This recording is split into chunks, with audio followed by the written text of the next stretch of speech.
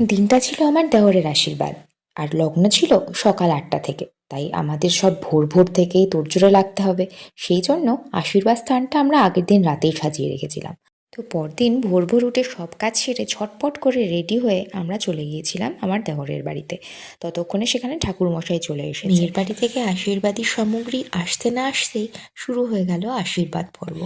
আমরাও সমস্ত তত্ত্ব নিয়ে গিয়ে সাজিয়ে দিলাম আশীর্বাদ স্থানে। ততক্ষণে দেওরকে পাঠিয়ে দেওয়া হলো মেয়ের বাড়ি থেকে আসা ধুতি পাঞ্জাবি দিয়ে, সেটা পরেই আশীর্বাদ দিতে বসতে হবে। দেওর তৈরি হয়ে আসতেই ওকে বসিয়ে দেওয়া হলো আশীর্বাদের জন্য। এরপর একে একে মেয়ের বাড়ির তরফে আর তারপর এ বাড়ির তরফ থেকে সবাই মিলে দেওরকে আশীর্বাদ করা হলো। এরই মাঝে ভাগ পেয়ে রাইও চলে গেল তার কাকুর কোলে পোজ দিতে। সবাই মিলে ফটো সেশন সেরে আমরা বসে পড়লাম ব্রেকফাস্ট সারতে। লুচি ঘুগনি মিষ্টি দিয়ে রাইকে ব্রেকফাস্ট করিয়ে তারপর আমিও ঝটপট করে জলখাবার খেয়ে নিলাম। আর রাইকে দেখো, ছোট্ট একটা বোনকে পেয়ে সে কি খুশি।